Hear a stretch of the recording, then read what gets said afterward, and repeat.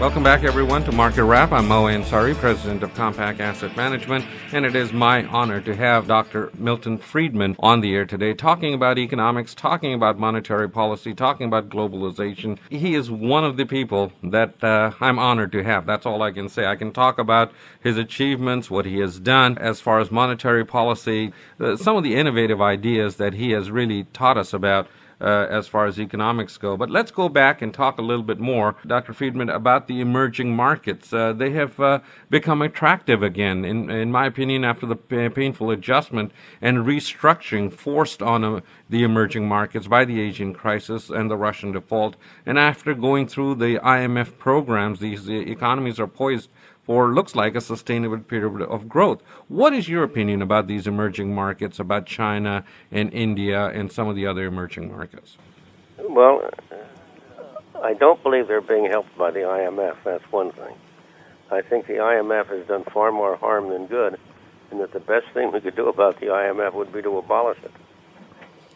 I think you just made some people in Washington very nervous. Well, I hope so.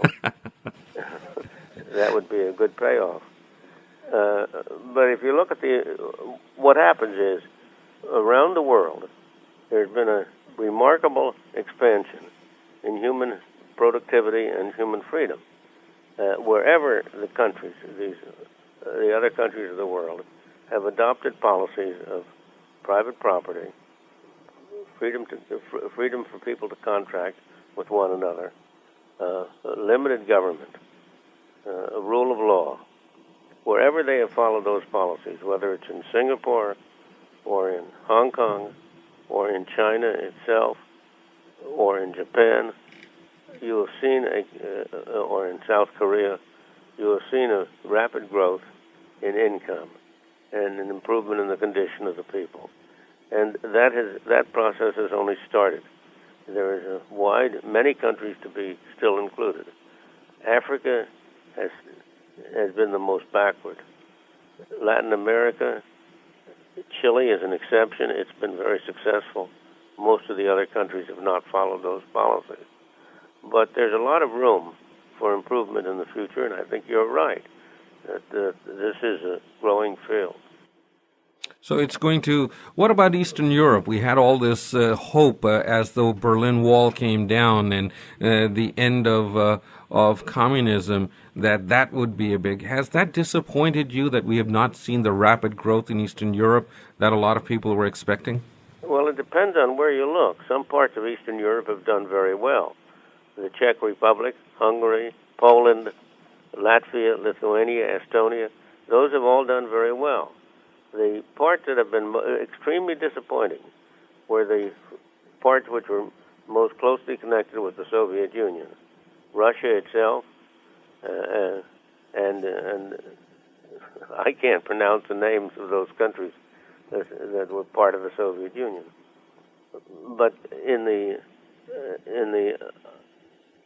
satellites of the Soviet, I'm not sure how to designate them, but the countries like Poland, Hungary, and Czech Republic, and so on, right? They have done very well indeed. They've done very well indeed, and they are not a disappointment. And most of them are just getting ready to join the European Union common market. And once they come into the common market, do you think they're going to even get more growth out of this? I think that yes. I think they will. They will benefit. They will be. They will have entry into a broader market for their goods and services. So you think this is just a growing field and globalization. Is this part of capitalism as it spreads across the world? We are going to see the entire world, the standard of living for the entire world increase and everybody sort of live a better life? Well, the only way that is going to happen is through globalization. That is, it's through greater trade and contact among countries. It's through letting private property, private incentive, the free market work its magic.